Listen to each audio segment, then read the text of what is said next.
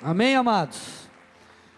Então nós estamos ainda em meio à série de mensagens chamada Inside, lidando com questões internas, e dá um spoilerzinho aqui, estou pensando, cogitando a possibilidade dessa série também se tornar um livro, quem sabe, veremos, amém, para que mais vidas sejam abençoadas e alcançadas, mas como vocês bem sabem, a intenção é a gente trabalhar diversas coisas que acontecem no nosso interior, como lidar com diversos sentimentos, questões emocionais, questões que se passam no nosso coração, e a mensagem de hoje, na verdade, ela vai se encaixar muito bem, é uma espécie de continuidade da última mensagem que eu ministrei, que foi a mensagem Vencendo a Ansiedade. E gente, deixa eu falar algo aqui, parece clichê, mas não é.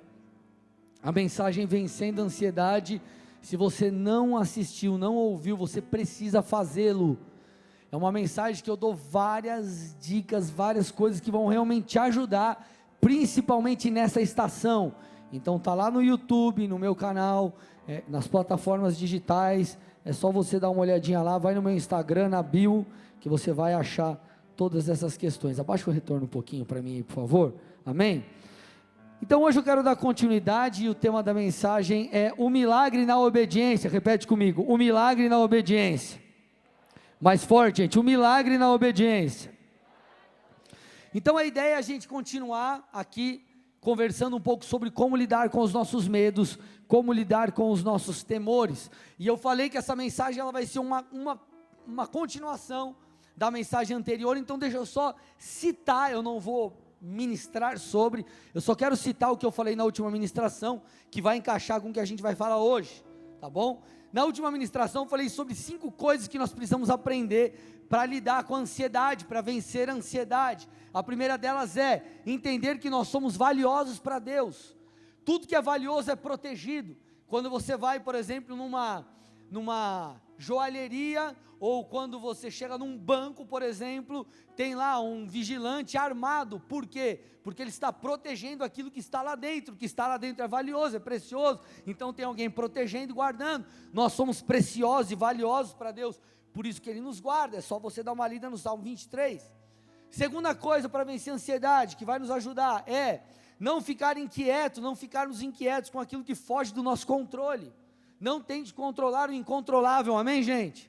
Terceira coisa, entenda que confiar é uma escolha, não importa o cenário, confiar sempre é e sempre será uma escolha. Quarta coisa, você precisa ir para a presença, você precisa lançar sobre Ele aquilo que te aflige, Quinta coisa, nós precisamos manter o nosso foco nas questões eternas, celestiais. Se a sua esperança está apenas nessa terra, meu irmão do céu, eu vou te dizer que a coisa vai ficar difícil para você. Agora, se a nossa esperança está nas coisas celestiais, no porvir, em tudo aquilo que viveremos na eternidade com Cristo, aí sim valerá a pena tudo que nós passarmos aqui e perseverarmos na presença de Deus, amém, queridos? Então, na mensagem anterior eu destrincho cada um desses pontos, amém? E em toda essa mensagem, vencer a ansiedade, uma coisa fica muito nítido, que permanecer é uma escolha.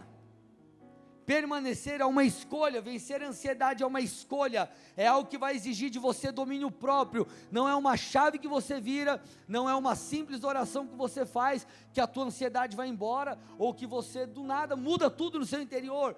Você precisa entender esses princípios e aplicá-los, aí sim, você conseguirá lidar com isso, e esse processo passa por uma escolha, por ações e por atitudes. E por que eu estou te falando isso? Aqui eu conecto com a mensagem de hoje, porque da mesma forma, os milagres na nossa vida, nas nossas vidas, eles virão por nossas escolhas, ou virão ou mediante a nossa obediência. Nós precisamos entender que receber os milagres que Deus tem, o respaldo divino, o favor de Deus, demanda eu e você caminharmos em obediência, demanda a nossa submissão. E o meu desafio na mensagem de hoje é incutir aí na sua mente, depositar no seu interior essa verdade, que o milagre opera na obediência. Eu preciso que você saia da mensagem de hoje aqui entendendo que você não pode deixar a posição que Deus te colocou. Vocês estão aqui comigo, amados? Então nós vamos construir a partir dessa verdade, e para isso eu quero fazer uso, começando aqui com Naamã. Naamã, ele era um camarada muito poderoso, ele era o comandante do exército do rei da Síria. Só que esse camarada poderoso, ele tinha um grande problema, que era uma doença, ele tinha lepra. Ele, nesse momento desafiador da vida dele, com uma doença como essa, ele então fica sabendo que existia em Israel um profeta que poderia ajudá-lo nessa situação, que poderia curá-lo. Quem era esse camarada? Quem era esse profeta? Eliseu.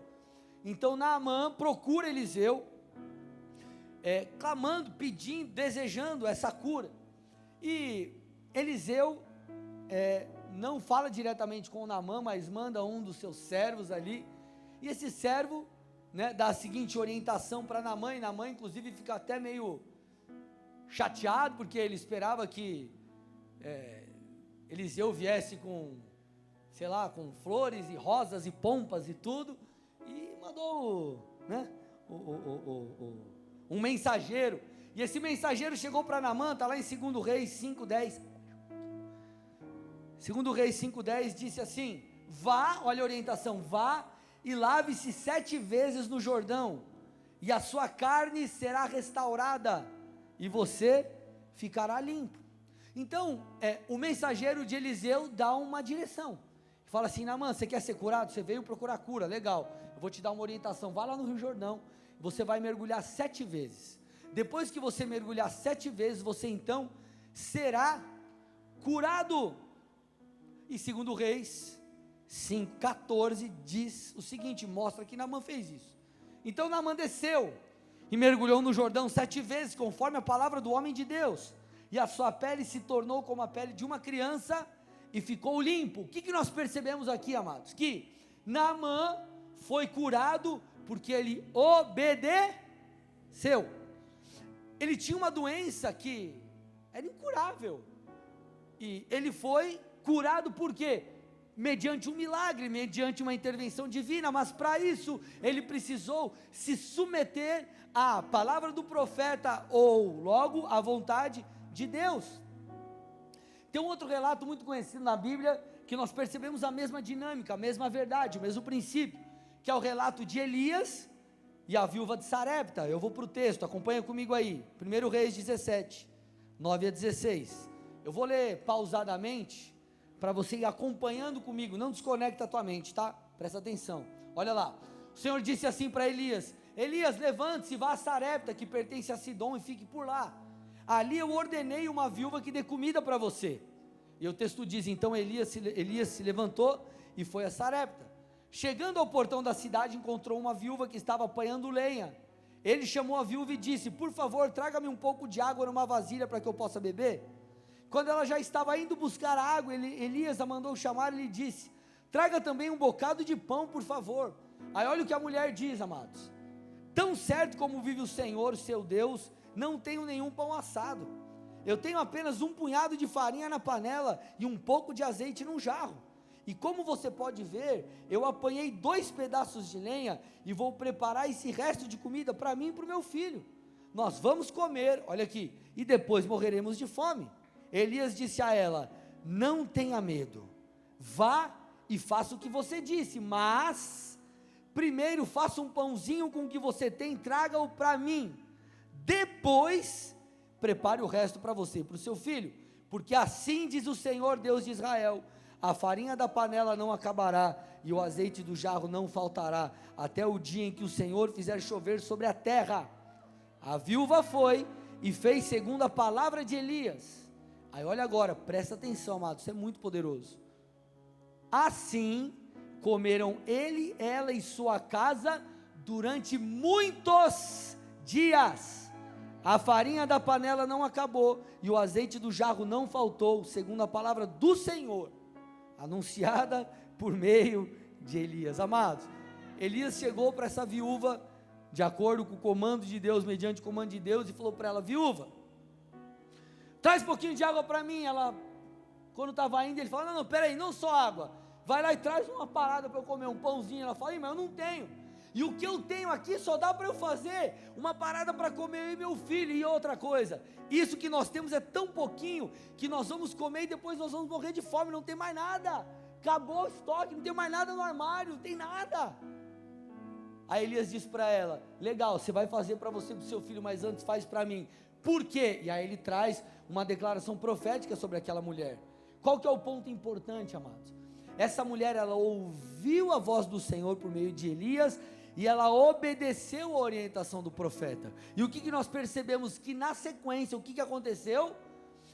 Não apenas Elias, mas o texto diz aqui, ó, não apenas Elias, mas ela e a sua casa comeram durante muitos dias.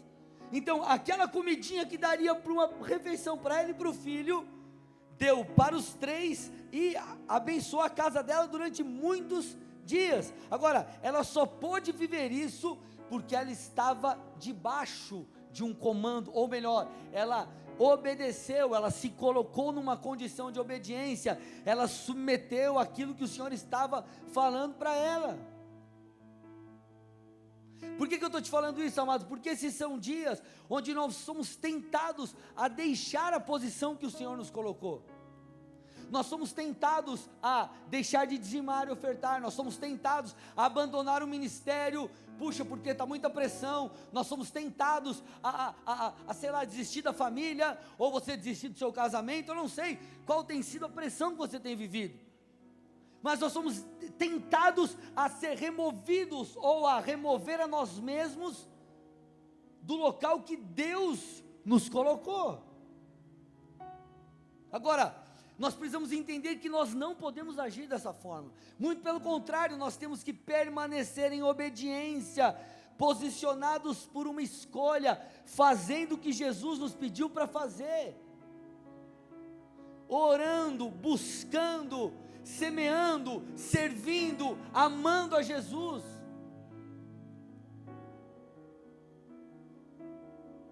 Nós precisamos permanecer, é uma escolha, sempre será uma escolha. E em momentos assim, como eu falei há pouco, na hora das ofertas, nossa fé, ela é provada, irmãos. Nossa fé é provada. Entenda uma coisa, os dias eles são maus, mas Deus ele é bom. Os dias são maus, mas Deus ele é bom. Ele não está sendo bom e ele não foi bom, ele é bom, ele sempre será bom. E agora é o momento onde você tem que crer que o Senhor vai cuidar de você, que você tem que permanecer buscando ao Senhor, ainda que teu coração esteja talvez quebrado, aflito, machucado, ferido, porque é aqui, nesse momento, ou nessa fase que a nossa fé será provada, é provada e tem sido provada. Nós precisamos tirar um pouco da nossa mente essa ideia de que viver com Deus, tudo sempre vai dar certo. Não necessariamente, irmão. A vida, ela não é feita de mar de rosas. Quando você entrega a tua vida a Jesus, isso não significa que, meu Deus, agora você vai ficar rico, nunca vai chorar, nunca vai sofrer, e nunca vai te acontecer mais nada, porque agora você está blindado. Não, irmãos, nós passaremos por dias maus, mas a nossa fé não está naquilo que vemos, mas em quem nós cremos. E nós caminhamos não por vista, eu vou falar daqui a pouco, mas por fé. Então nós, mesmo diante do dia mau, decidimos viver de uma maneira diferente, porque nós cremos no Senhor. Agora, isso não nos isenta do dia mau, e é no dia mau, amados, que nós precisamos de fato manifestar a nossa fé. Amados, não deixe a posição, o lugar que Deus te posicionou. Deixa eu contar um testemunho pessoal, tá? Eu lembro eu casei em junho de 2010, e eu lembro que, eu não lembro exatamente qual mês, mas eu acredito que era no último trimestre ali de 2009, eu e a pastora, nós já estávamos naquela, toda questão de preparativos para casamento, guardando dinheiro, e quem já casou aqui sabe que, eu até falei em Bocaiúva hoje, que R$10 para quem está casando, é tipo R$50, né? É tipo, né, cara, você precisa guardar, é toda aquela coisa. E eu lembro que minha esposa, na época minha noiva, me ligou e falou: amor, não sei se ela estava num culto, um congresso, alguma coisa. Ela falou assim: amor, Deus colocou no meu coração de a gente semear aquele valor que nós guardamos para casar. Aí eu falei, ela falou: estou sentindo isso e tal. Eu falei para ela: não estou sentindo não. Eu naquela época eu morava em São Paulo, ali em Curitiba, ela me ligou. Falei: não estou sentindo não vamos ofertar.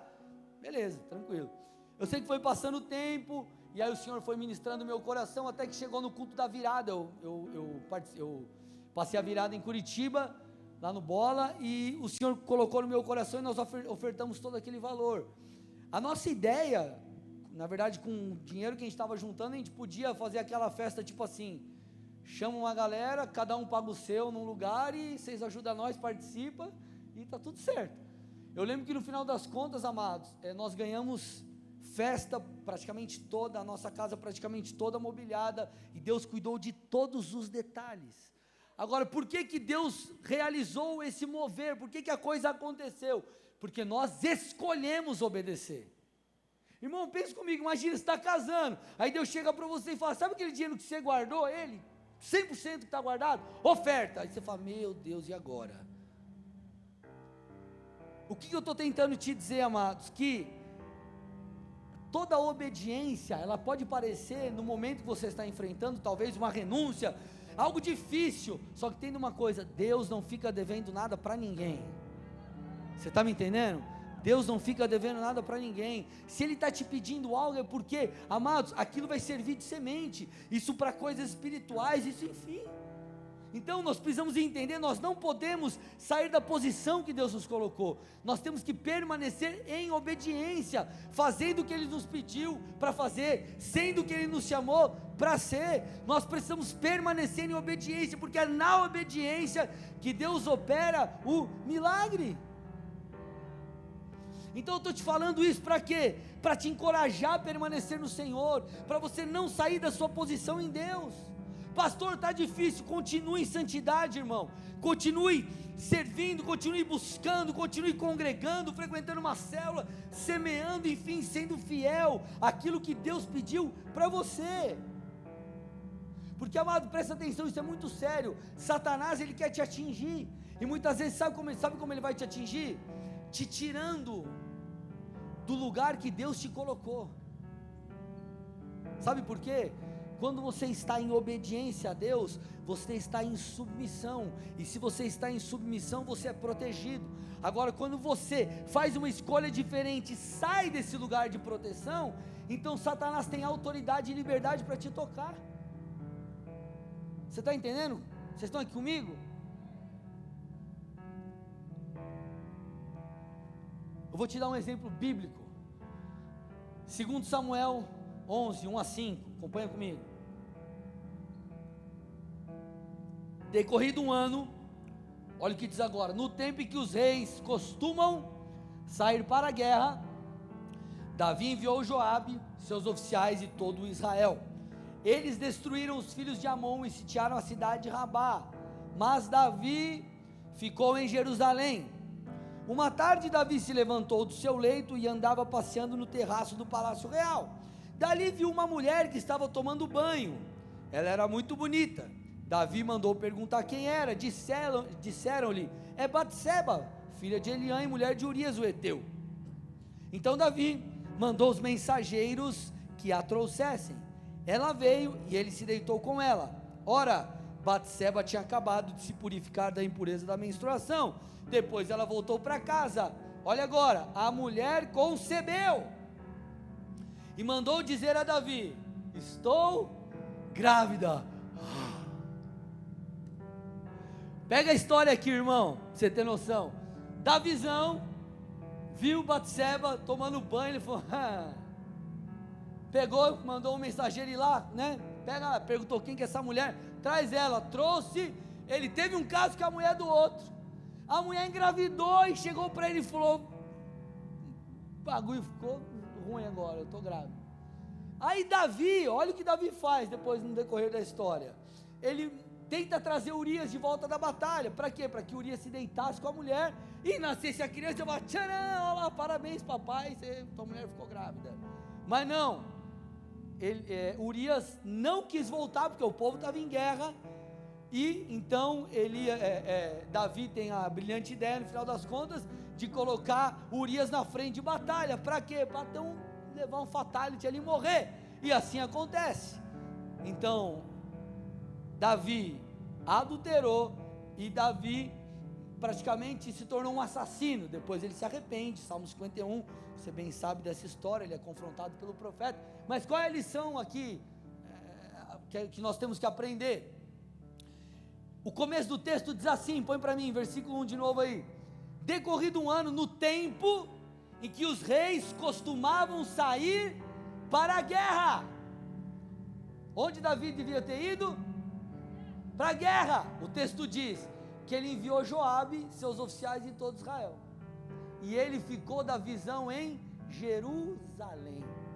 O que aconteceu aqui, amados? Sabe por que Davi entrou numa enrascada, se lascou e se deu mal? Porque ele deixou a sua posição. Ele deveria ter ido à guerra, e ele deixou a sua posição. Quantos de nós, amados, entramos em enrascadas, nos lascamos? Por quê? Porque nós deixamos a nossa posição no Senhor, nós escolhemos fazer algo diferente do que a Bíblia diz, nós escolhemos desobedecer a Deus, e pagamos para ver, amados. Essa história se repete nas Escrituras. Você vê, por exemplo, Eva, Satanás em forma de serpente, tenta Eva, e o texto diz, Gênesis 3:6, vendo a mulher que a árvore era boa para se comer, agradável aos olhos, e árvore desejável para dar entendimento, tomou do seu fruto e comeu, e também deu ao seu marido, e ele comeu. Quando Adão comem do fruto, o que eles fazem? Eles deixam a sua posição, eles desobedecem ao comando de Deus, e o que acontece? Há toda uma destruição. O homem foi feito para ser eterno, não foi feito para morrer. Tudo foi decorrência do pecado de Adão, doença, morte, por causa do pecado de Adão. Em Cristo Jesus há restauração, mas isso é conversa para um outro momento, tá? Mas o que eu quero que você entenda, nós não podemos sair da nossa posição. Qual que foi o grande êxito de Naamã e da viúva de Sarepta? Eles obedeceram, eles se posicionaram, mesmo parecendo algo ilógico, e aqui está o ponto. Qual que é o nosso desafio em dias maus, em momentos difíceis? Permanecermos em dias de pressão, obedientes ao Senhor. O desafio é que muitas vezes o Senhor nos pedirá para fazer coisas ilógicas, ou andar por fé muitas vezes será ilógico, nem sempre vai ter uma lógica na vontade de Deus. Só que aqui está o ponto, nós precisamos entender uma coisa: nós não vivemos por lógica, nós vivemos por fé, e a fé nem sempre será lógica. Amado, pense comigo, que lógica existia num camarada que tinha uma enfermidade, mergulhar 7 vezes num rio? É tipo assim, chegar para você e falar: você quer ser curado? Chega na tua casa, liga o chuveiro e entra e sai 7 vezes. Naturalmente, que lógica tem isso? Nenhuma. Você está quase morrendo de fome, mas sabe essa comida aí que você vai comer e você vai aguentar mais um dia vivo? Dá isso para eu comer que você não vai morrer. Que lógica tem nisso, amado? Nenhuma. Mas o Senhor nos ensina a viver por fé, e não pelo que vemos. Paulo diz isso, 2 Coríntios 5:7, porque andamos por fé e não pelo que vemos. Andamos por fé. Você está lá caminhando, crendo, e não por aquilo que você vê. Então, amados, o que dita a vida de um crente não é o cenário, é Deus. A última palavra vem de Deus, amado, entenda isso. Olha o que diz Filipenses 4,19, vocês estão comigo, gente? Por favor. Filipenses 4,19, e o meu Deus, segundo a sua riqueza em glória, há de suprir em Cristo Jesus tudo aquilo que vocês precisam, amados. Nós não vivemos por lógica, nós vivemos por fé. nós vivemos pelo que nós cremos, por fé. Deus é aquele que pode te suprir, Deus é aquele que pode te curar, Deus é aquele que pode te salvar, Deus é Deus. Agora, nós temos que caminhar por fé, e você precisa entender o seguinte: esse caminhar por fé é muito mais, presta atenção nisso, do que comportamento aceitável de um crente. Porque você concorda comigo que o crente tem que andar por fé? Sim ou não? Amém? Só que é muito mais do que um comportamento aceitável o que se espera de um crente. Caminhar por fé é uma chave que abre portas. Caminhar por fé é o que faz o milagre acontecer. A fé é matéria-prima para o milagre. A fé vai determinar o que nós vamos viver, o que nós viveremos. Então não é apenas uma maneira de viver, é apenas uma ideologia, é uma chave da sobrenaturalidade que o Senhor está nos dando. Amados, Davi, ele enfrenta Golias. Cara, pense comigo, Golias, ele era um soldado treinado, ele tinha quase 3 metros de altura, a sua couraça, a proteção aqui, dessa parte, pesava quase 60 quilos, e Davi era o piazinho, o caçula da família. Davi, quando vai enfrentar Golias, nem usar a armadura de Saul ele podia. A Bíblia diz que com uma pedrinha e uma funda, que ele jogou na cabeça de Golias, Golias cai. Amado, você acha que uma pedrinha vai derrubar um gigante daquele tamanho? O que derrubou Golias, não, quem derrubou Golias não foi Davi, foi Deus. Foi o poder de Deus. Por quê? Porque Davi teve ousadia, intrepidez e fé suficiente para encarar aquele gigante. E viver por fé é isso. Por isso que nós precisamos entender a vontade de Deus. Por isso que nesse momento desafiador nós temos que entender: ei, peraí, eu não sou qualquer um, eu sou alguém amado por Deus, eu sou alguém guardado por Deus, eu sou alguém protegido por Deus. Ele é o meu pastor, se Ele é o meu pastor, eu sou a ovelha. E o pastor, o que ele faz com a ovelha, o animalzinho? Ele protege, com a vara ele afugenta os inimigos, com o cajado ele puxa para perto, ele dá direção. Então eu viverei isso no Senhor, eu caminho por fé e não por aquilo que eu vejo. Essa tem que ser a sua verdade. Quando nós entendemos isso, amados, nós entendemos a dinâmica da fé, porque a fé tem uma dinâmica. Está lá em Hebreus 11.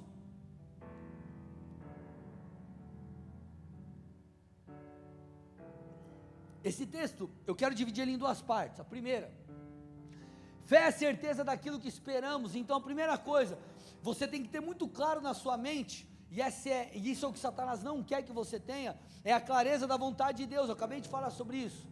Porque quando você tem a clareza do que Deus tem para você, você consegue agir em fé, ou ter essa certeza. Por que, por exemplo, na escola do Espírito Santo, uma das coisas que eu falei sobre cura, é que você tem que orar com convicção. E por que você pode orar com convicção? Porque Jesus foi para a cruz, por causa também das enfermidades. Jesus venceu a enfermidade na cruz, então nós podemos orar com convicção, crendo que o Senhor irá curar. Vocês estão aqui comigo ou não? Então quando nós entendemos a vontade de Deus, nós então podemos nos mover em fé. Agora, quando você se move em fé, certeza, nós então vivemos a prova ou a materialização das coisas que ainda não vemos. Então, você ainda não vê, mas você crê.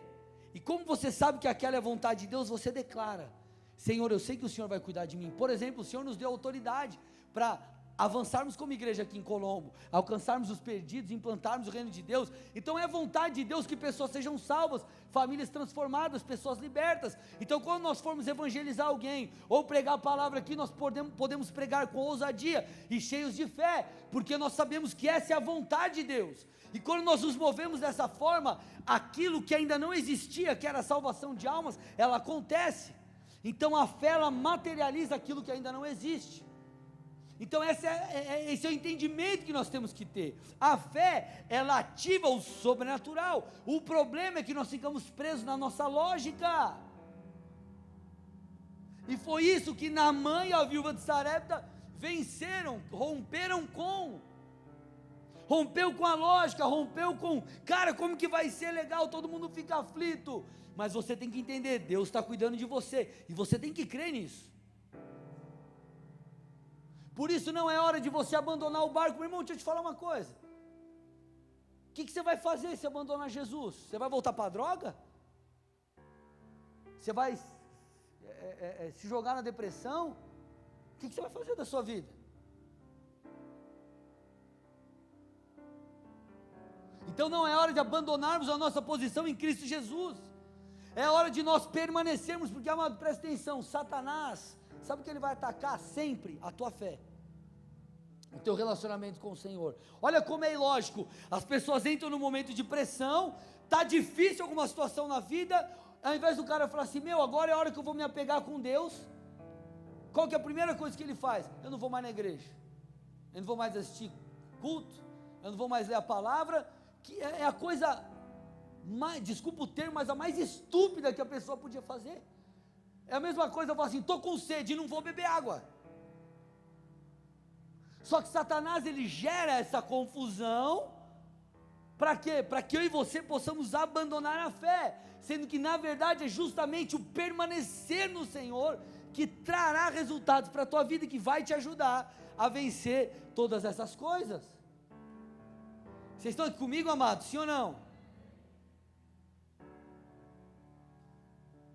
É muito interessante que a Bíblia conta, num determinado discurso de Jesus, lá em João 6, que alguns, se não vários, muitos ali, abandonaram Jesus, começaram a abandonar Jesus por causa do discurso dele. E aí o texto conta, o texto diz no versículo 67, João 6,67, Jesus chegando para os seus discípulos, para os 12, e pergunta assim, será que vocês querem também se retirar? Será que vocês também querem abandonar o barco? E aí Pedro, ele diz, Senhor, para quem iremos? O Senhor tem as palavras de vida eterna. Queridos, em meio a momentos de pressão, em momentos onde Satanás tenta abalar nossa fé, essa é a resposta que nós precisamos dar muitas vezes para a nossa própria alma. Ei, alma, menos, que estupidez é essa? Para onde eu vou? Eu não caminho pelo que eu vejo, eu caminho por fé. O meu Senhor é o Criador dos céus e da terra, Ele continua cuidando de mim. Meu Deus não foi pego de surpresa, Ele não foi pego de calça curta, Ele não está de mãos atadas, Ele é Deus. Toda a autoridade foi dada a Jesus nos céus e na terra, igreja. Será que nós nos esquecemos disso? Então o milagre, ele está na obediência. Só que para isso você vai ter que enfrentar todo esse turbilhão dentro de você, os seus temores, as suas dúvidas, as suas lutas internas, e nós precisamos permanecer posicionados naquilo que o Senhor, onde o Senhor nos pediu para estar. Precisamos permanecer posicionados. Você conhece o texto, Gênesis 12, 1 a 2, quando o Senhor chega para Abrão, ele diz assim, Abrão, sai da sua terra, da sua parentela, vá para a terra que eu vou te mostrar. E aí o Senhor traz promessas, ele diz, Abrão, farei de você um grande povo, Abrão, eu vou te abençoar, seu nome vai ser famoso, você vai ser uma bênção, enfim.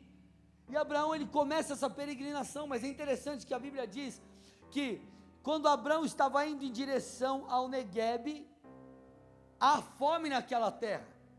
Então o que Abrão faz? Presta atenção, amados. Então Abrão, em virtude da fome, ele decide ir ao Egito, ele muda a rota, e ele vai para o Egito era o lugar onde as suas necessidades poderiam ser supridas. É como muitas vezes, parecido como aquelas pessoas que saem da presença de Deus, ou tentam encontrar paz, ou diversas coisas fora do lugar que Deus as posicionou. Só que o interessante é que Abrão, ele tinha a consciência que ele estava fazendo a coisa errada, porque quando ele está indo para o Egito, ele chega para a mulher dele, Sarai, o texto diz, versículos 11 a 13 de Gênesis 12, quando estava chegando ao Egito, disse a Sarai, olha lá, bem sei que você é bonita, quando os egípcios a virem dirão, esta é mulher dele, e me matarão, mas deixarão você viva. Diga então que é minha irmã, para que me tratem bem por amor a você, e minha vida seja poupada por sua causa. Então ele disse assim: mulher, seguinte, eu sei que a gente está indo para onde não devia, mas vai ser o seguinte, vão chegar lá, eles vão querer ser bonito, vão querer, Faraó vai querer pegar você para ele, então faz o seguinte, fala que você é minha irmã, porque se falar que é minha mulher, o bicho vai pegar do meu lado, então, né, já que vai ficar com você de qualquer jeito, fica com você, mas poupa a minha vida, não deu outra. Foi o que aconteceu, mas Deus age em misericórdia, tem todo o rebuliço ali, o Senhor avisa Faraó, dá um jeito de comunicar com Faraó, e Faraó não toma aquela mulher, né, não toma aquela mulher para si. Qual que é a grande questão que eu estou tentando te mostrar aqui mais uma vez? Abrão saiu da sua posição,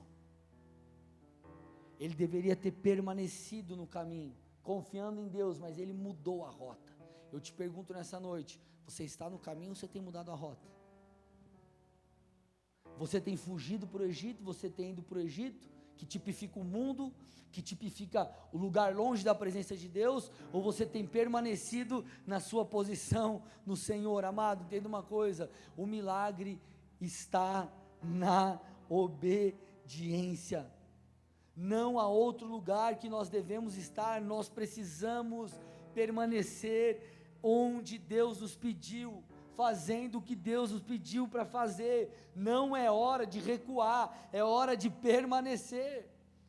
Tiago 1,22, sejam praticantes da palavra e não somente ouvintes. Deixa o texto aí. Olha que interessante, amados, muitas vezes nós falamos assim, puxa vida, e nós escutamos ministração atrás de ministração, e puxa vida, eu sei que eu tenho que estar na presença de Deus, está um momento difícil, né, e você escuta ministração, só que se eu e você não praticarmos, nós estaremos enganando a nós mesmos, é o que o texto está falando. Então quando você ouvir uma ministração, você tem que acolher a verdade, você tem que deixar entrar no seu interior, e você tem que colocar aquilo em prática. Amados, nós fomos preparados para um momento como esse. Talvez você tenha 6 meses de conversão, 1 ano, 2 anos, 3 anos, 4 anos, 5 anos, não importa. Deus já sabia tudo o que ia acontecer. Deus não foi pego de surpresa. Nós precisamos nos levantar como igreja. Nós precisamos entender o que a palavra diz, que as portas do inferno não prevalecem contra a igreja do Senhor. Puxa, pastor, mas se eu perder o emprego, tudo bem, amado, você perdeu, vai fazer o quê? Levanta a cabeça e continua, creia que o Senhor vai cuidar de você. Ah, pastor, mas se tudo der errado, irmão, se tudo der errado, coloca a tua esperança, os teus olhos nas coisas celestiais, porque, amado, a maneira que você viver aqui na terra vai contar para a sua eternidade. Aquele que perseverar até o fim, esse receberá a coroa da vida. Então, amados, nós temos que entender que não é tempo de vivermos mais um evangelho do dá, Deus. Eu quero tudo, tudo é para mim. Não, amados, é hora de nós sermos igreja de verdade, não que nós não fôssemos até agora. Mas, amados, entenda uma coisa, o evangelho é para ser vivido no dia bom e no dia mau. Paulo era frutífero, preso. Ele escrevia cartas para as igrejas preso, encorajava as pessoas, estando preso. Amados, nós precisamos permanecer posicionados em Deus. Pastor, e se eu chorar? Chora na presença de Deus. Chora para o teu líder, chora para o teu pastor, enfim, mas não sai da sua posição. Não sai da sua posição. Permaneça fazendo o que Jesus pediu para você fazer. Jesus no Getsêmani, amado, ele se sentiu ali atordoado. Meu Deus, se possível afasta de mim esse cálice, eu sei que vai ser difícil ir para a cruz, mas, amado, ele foi. Então, querido, permaneça no Senhor. O milagre está na obediência. Não queira ajudar Deus, não queira fazer as coisas do seu jeito. Não queira fazer do teu jeito, não queira fazer na tua sabedoria. Nós não somos mais sábios do que Deus. Fica com a palavra, irmão. Fica com a sabedoria divina. Não saia da sua posição. Governe sobre as suas emoções, dê um comando para a sua alma. Vocês estão aqui comigo, amados? Amém, queridos? Agora é a hora de nós sermos crentes de verdade. E você pode ter certeza, tudo o que você tinha que saber, você já sabe. O que nós precisamos fazer é praticar, é viver. E deixa eu te dar uma última dica, está doendo? Vai para a presença. Deixa eu contar algo para vocês aqui. Esses dias, eu comentei ontem com a liderança, recebi a notícia do lockdown em Curitiba. Eu confesso que eu fiquei, é um misto de sentimentos. Nós sabemos de toda a questão delicada, de pessoas que têm falecido, têm passado problemas de saúde, e perdemos um pastor nosso na última semana, e nós sabemos que isso é real. Mas em contrapartida, nós sabemos a realidade de muitas pessoas, que têm seus negócios, suas empresas, e pessoas que dependem daquilo, do ganha-pão. E lockdown em Curitiba, foi um misto de sentimentos dentro de mim, um misto de raiva com várias outras coisas.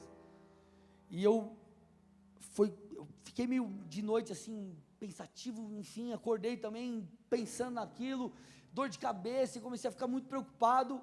E eu fui tomar um banho e eu falei: Deus, eu entrego isso a Ti. E eu falei: Deus, eu não vou tentar controlar o incontrolável, mas eu acesso a Tua presença, e Deus, eu recebo da Tua paz.